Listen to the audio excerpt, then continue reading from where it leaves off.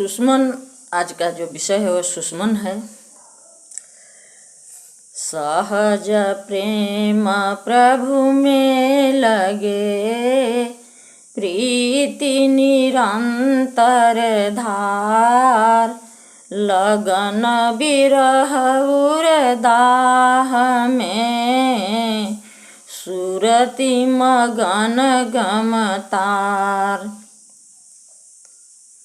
सुषमन के विषय में हम लोग सुने हैं, लेकिन उसके विषय में जानते नहीं हैं सुषमन क्या है। योग की तीसरी भूमि की साधना में सुषमन प्रवाह का अत्यधिक महत्व है। इस शरीर के अंतर्गत मेरुदंड स्थित 3 प्रमुख नाड़ियाँ इंगला, पिंगला और सुषुम्ना है।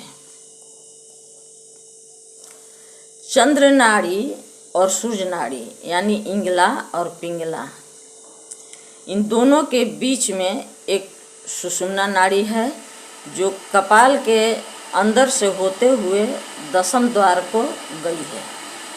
इनमें इंगला और पिंगला तो हमेशा प्रवाहित है, मगर सुषुम्ना का ऊर्ध्वमुख ही बंद है, तो प्रवाहित कैसे होगा? उसका मुख ही बंद है।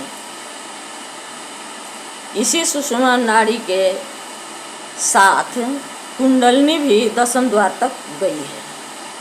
यह कुंडलनी शक्ति अपने मूल स्थान मूलाधार चक्र पर ही कुंडली मारकर बैठी हुई है और मेरुदंड के ऊपरी भाग यानी ब्रह्मरंध्र 10वां द्वार को अपने फन से बंद किए हुए रहती है। सद्गुरु की युक्ति भेद से जब यह कुंडलिनी सुषुम्ना के ऊपरी बंद द्वार से अपना फन हटा लेती है, तब 10वां द्वार खुल जाता है।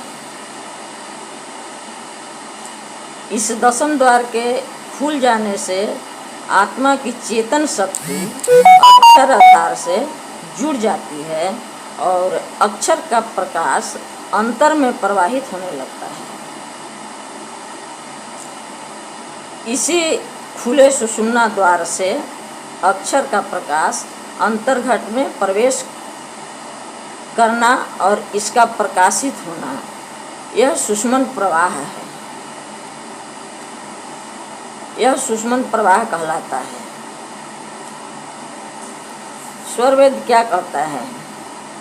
द्वार ऊंच स्वर श्रवण है, रंकार है सो, प्रथम धार ब्रह्मांड में, पैठो देखो सो।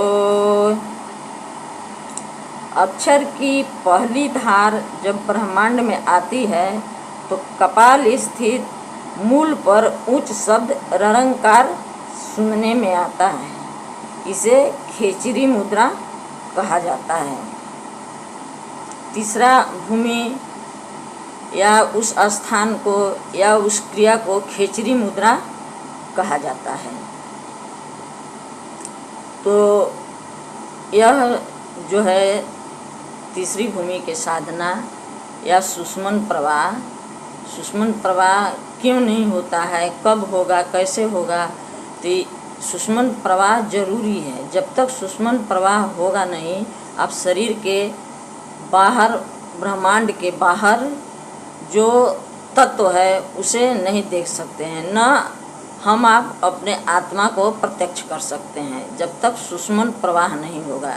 इसका बहुत बड़ा विशेष रहस्य है जो सद्गुरु ही बताते हैं, और जितना मैं जान रही हूँ उतना भी नहीं बता सकती हूँ, क्योंकि ऐसा आदेश नहीं है। बोलिए सद्गुरुदेव भगवान की जय।